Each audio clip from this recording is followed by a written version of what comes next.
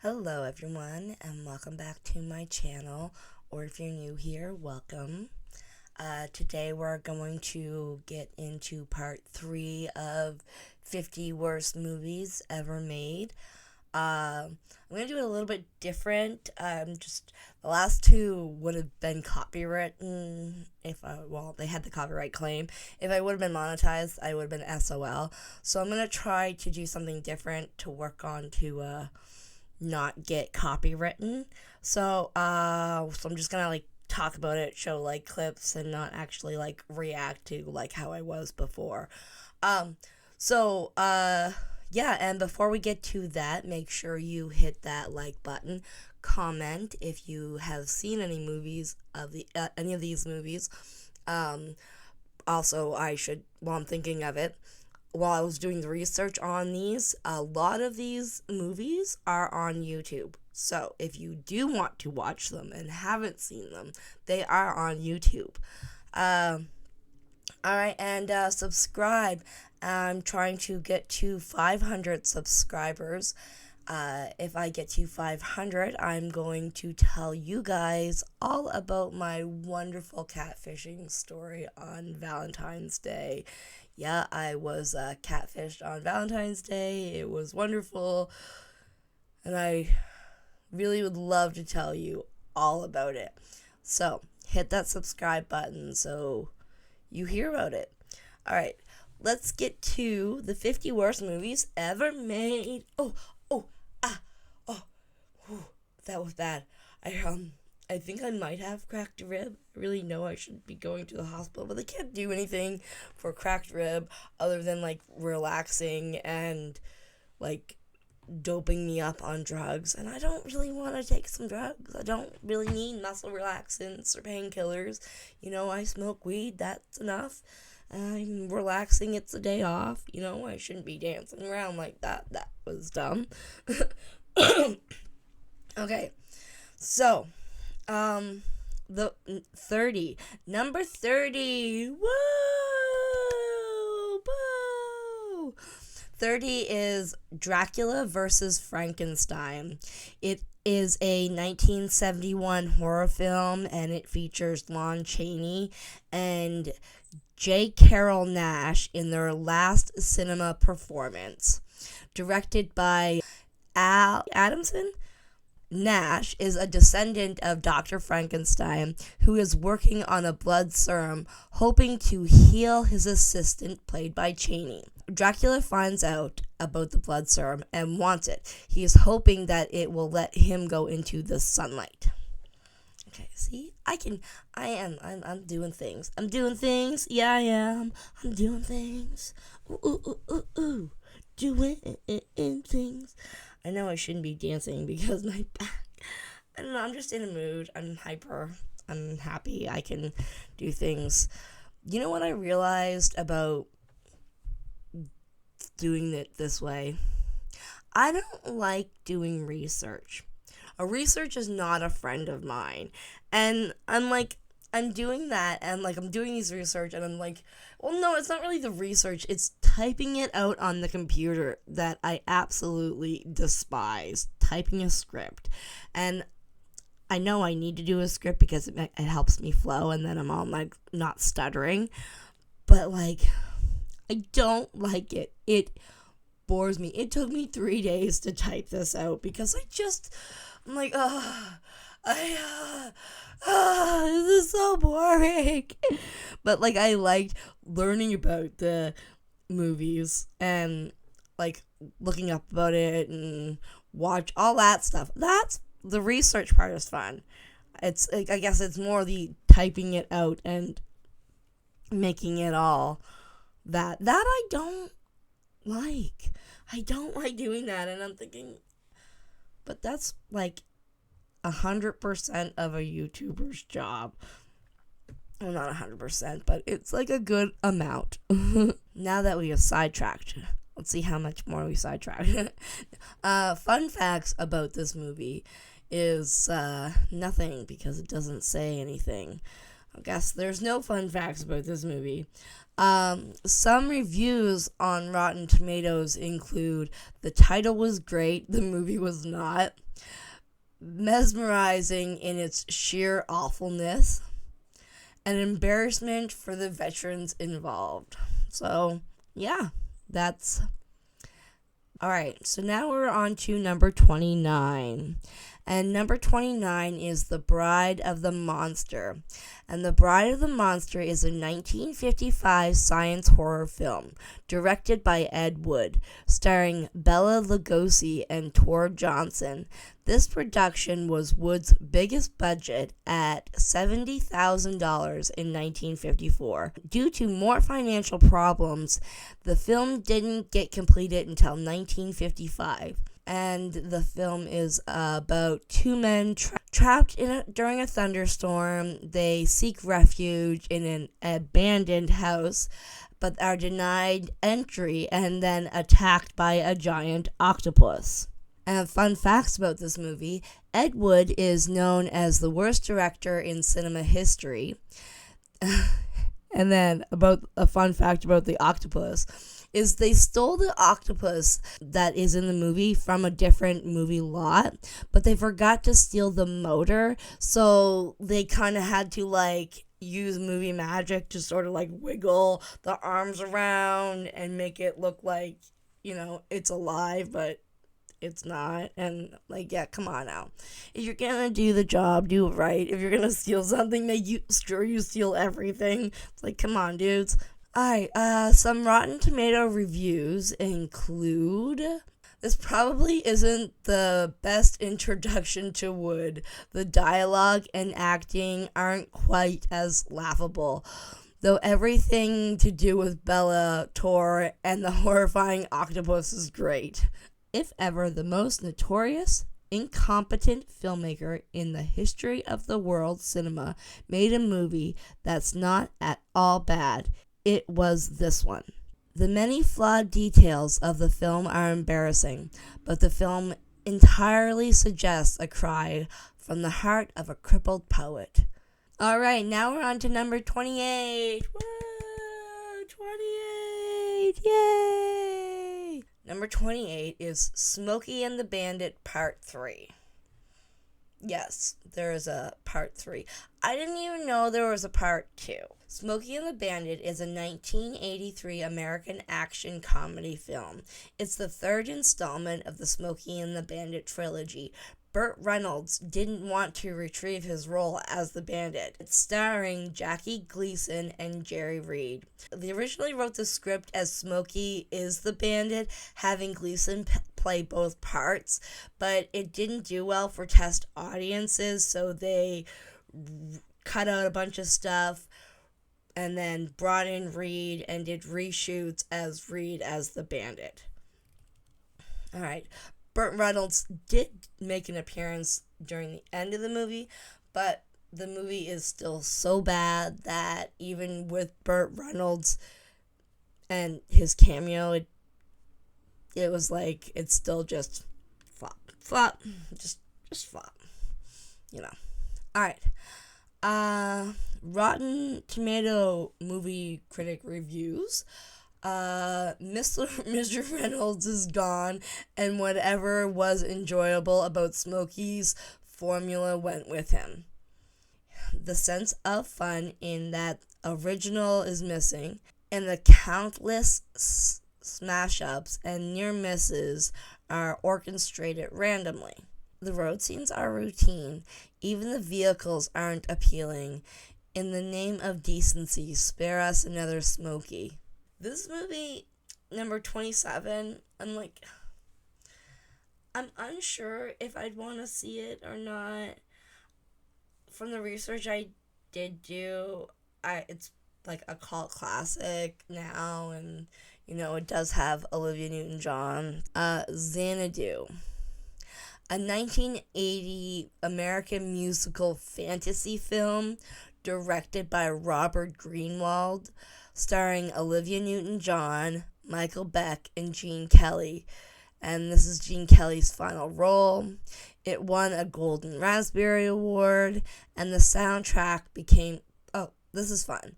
The soundtrack became successful and going double platinum in the US. Okay, so this movie was budgeted $20 million and it didn't even get half of that back. And when it was featured in a 99-cent double feature with a Village People musical. So it's like, well, not that the Village People wasn't bad, but it's like in the 70s, and I don't know. One film critic called it Xanadon't, and I feel like Xanadu, Xanadon't. I love that. That's so funny. Some Rotten Tomato reviews. A laugh if only for its mind-boggling awfulness. It was never designed to age well, and oddly, because of that fact, it remains relevant to this day. This movie is... I don't even know. I don't even know. Okay, it's called Leonard Part 6. And Leonard Part 6 is a 1987 spy parody film directed by Paul Wieland, starring Bill Cosby. Bill Cosby written and produced the film, and it is considered to be one of the worst movies ever made. Only made back $4.6 million of its $24 million budget. This film received 3 Razzie Awards. And after it came out, Bill Cosby actually went on different TV and radio talk shows denouncing the movie, telling people it's a horrible film and not to go see it. Like, imagine writing a script, thinking it's amazing, putting money into that script, acting and all of that, film, all the editing, all of the stuff that goes into making a movie, and then saying, no, people, don't go see it. Like, wow. Okay. Now this movie, these next 5 actually are, the plots are so confusing, and I'm like, what? Because, like, what? Especially this Wild Women of Wendigo, number 25. The Wild Women of Wendigo. Wongo. The Wild Women of Wongo. I cannot read. Like, wow. Okay. It is a 1958 American adventure film directed by James L. Wolcott, starring Gene Hawkshaw and Mary Ann Webb. And the plot, like I said when I have it written down here, dumb as fuck plot. Try explain in own words. I just couldn't. I was like, I hate typing, so I'm like, I don't want to type it out. I'm just gonna. Okay, so there's 2 islands, right? There are really beautiful women and really ugly men on one island, and really ugly women and really handsome men on the other. And somehow the beautiful women find out that there are really hot men on the other island, and they go and try to take the men against their will. And it's like, what? Like, what? So that is the plot. That's the plot. That's it. Okay. And when I was watching I hit my mic. When I was watching it, the whatever it's called, Buddy goes, when the title is hand drawn, it's going to be bad. I'm like, oh wow. And Rotten Tomato reviews. The story is clumsily told. Performances are a little more than reactive exercises. The physical presentation except for the introduction of some exciting and proactive under-the-water shots featuring Gene Hacksaw fighting an alligator, is flat. One of the most bizarre movies I have seen in a long time, and I mean that in a bad way. Yeah, those are, some of them had not many reviews, some of them had a lot of reviews. This one, number 24, Bela Lugosi meets a Brooklyn gorilla. And it is a 1952 American horror science film. This picture has 3 names. Or it had, so it is known by 3 different names. So, Bela Lugosi meets a Brooklyn gorilla, The Boys from Brooklyn, and in England, as Monster Meets Gorilla. So, okay, I don't know why there's 3 names to it. And it's directed by William Beaudine, I'm going to say. Beaudine. Beaudine. Beaudine, I assume. Alright. Starring Bela Lugosi, Duke Mitchell, and Sammy Petrello. And it's about 2 men parachute onto a tropical island, and a mad scientist turns one of them into a gorilla. I think Bela Lugosi plays in a lot of bad movies. I don't know, he just does. It just seems like it. He's on this list a few times. One of the cast members got sued for copying everything Jerry Lewis does from this, because they, the boys in the movie, they tried to kind of do a Jerry Lewis, Dean Martin kind of thing, and it doesn't quite land. And one of them, because he basically copies everything of Jerry Lewis in this movie, so Jerry Lewis sued him. Just don't fucking do that shit. It's a $50,000 budget. I didn't write down how much it grossed. And it took about 9 days to film. Alright, and then Rotten Tomato reviews. Poor Bela. Lugosi at his scary best, but the movie is awful, with Michael and Petrello doing awful imitations of Martin and Lewis. Come to think of it, Romania the chimp was the only athletic actor among the crew. A truly bad film with Lugosi hamming it up. Alright, so this one is number 23, and it's called The Ape. The Ape is a 1940 American horror film starring Boris Karloff, Dr. Bernard Adrian, who is seeking a cure for young women's polio through experiments involving spinal fluid. Mad scientist, he kills an ape and skins it and dresses up in the ape skin to terrorize the locals so he can do his experiments. So a lot of the research I've done, Boris Karloff is a master of horror, but he makes this flop movie mainly because he was contract to a different movie company, because back then actors were contract to each studio, right? And as soon as his contract ended, he went and did this other movie with another studio, and it was this bad. That's basically it. Why he made this bad movie. Yeah. And Rotten Tomato reviews.